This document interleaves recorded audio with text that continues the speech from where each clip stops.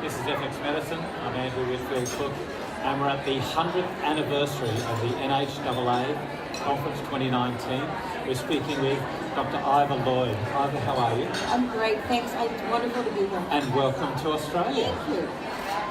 Iva, first, can you give us a little bit about your history? Because you used to be the president of the Canadian Naturopathic Association, is that right? Canadian Association of Naturopathic Doctors. So my background, I came from corporate life before I was a naturopathic doctor.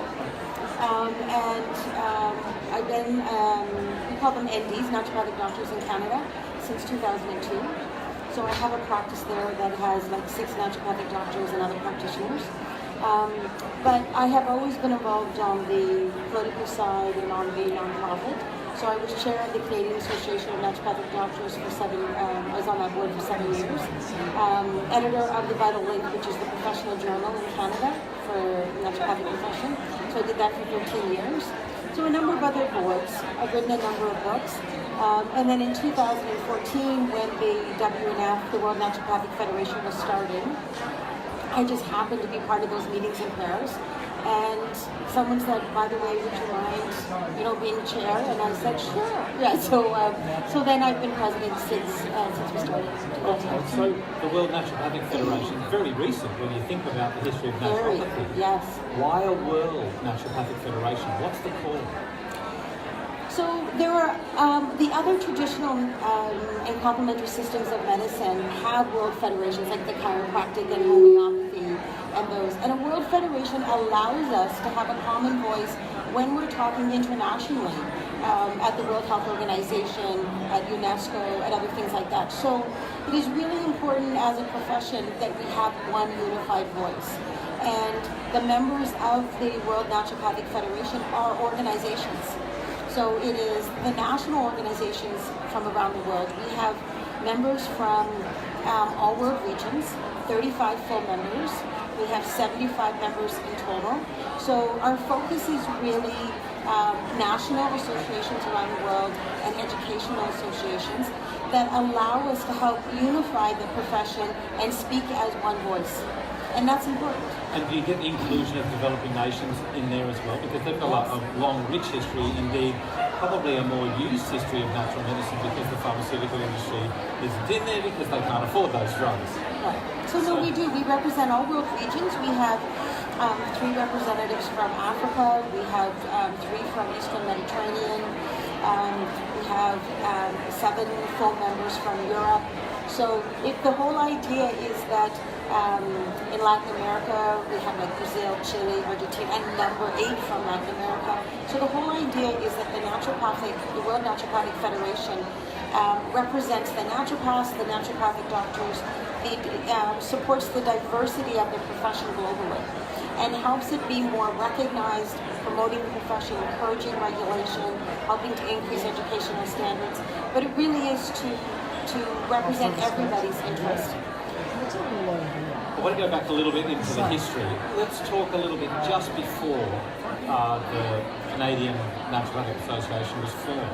Okay. And when you were NDs but not doctors, you weren't primary care physicians. You weren't recognised as that back then. Is that correct? In Canada, you mean? Yeah.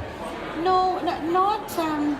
So Canada, in Canada, the naturopathic profession is regulated by province. So British Columbia was first regulated in 1923. Ontario was regulated in 1925. So we've had regulation since 1925. And then we have 5 provinces that are regulated and 1 with title protection.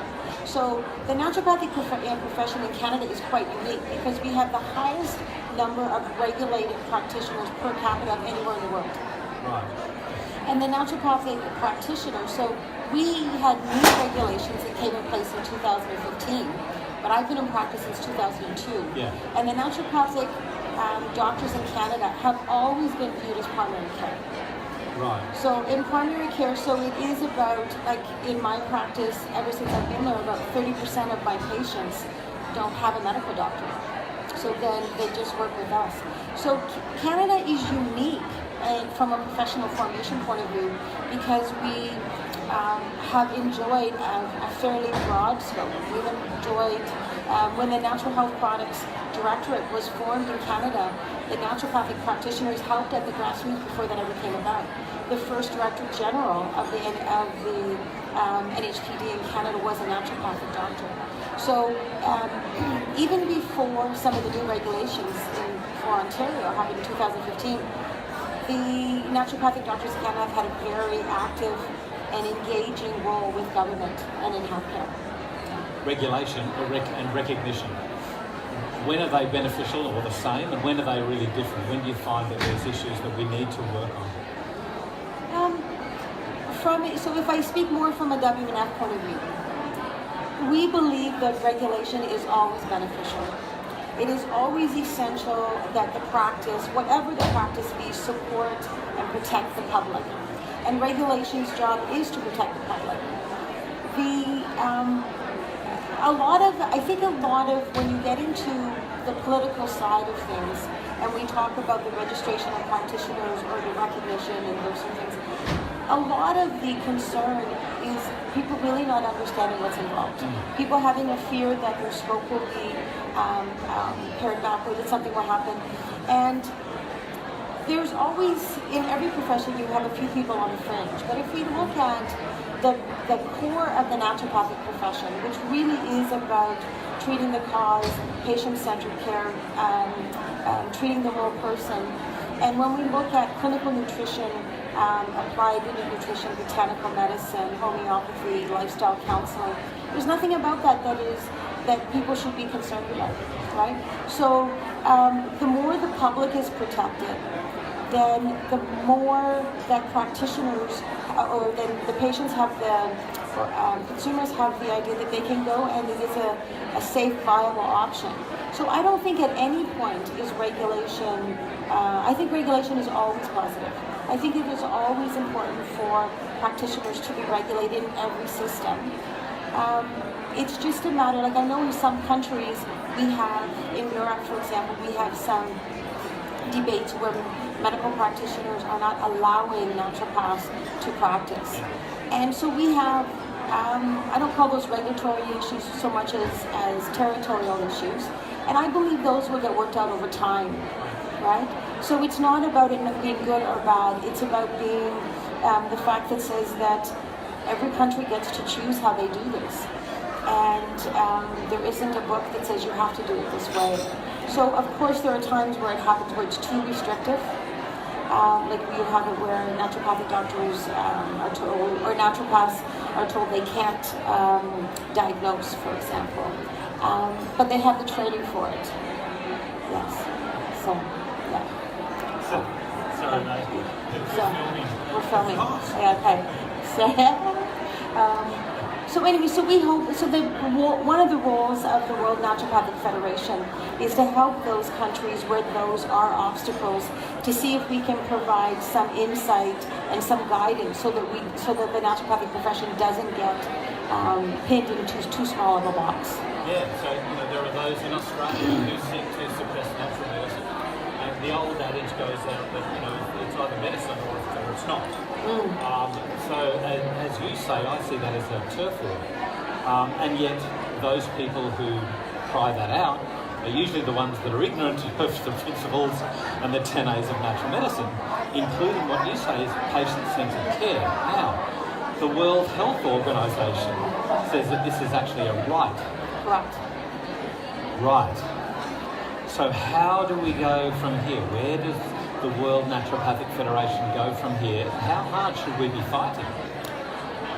When you talk about patient-centered care, there was a meeting in Kazakhstan in October that John Wardle, who is a naturopath from Australia, and myself were invited to attend.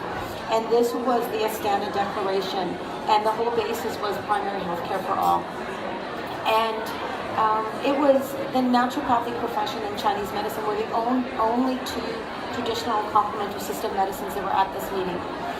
And when you look at what they say is important for the healthcare system globally, prevention, focusing on determinants of health, patient education, self-responsibility, sustainability, they're very consistent with naturopathic principles. And part of it is that So we are very supportive of that. And a lot of it is, like you said, it's ignorance. People really don't know what's involved. So it is important that, and we recognize this, and in Australia they recognize that you have the education component that you have to do, constantly educating the public and government as to what the profession is, how we fit with those goals.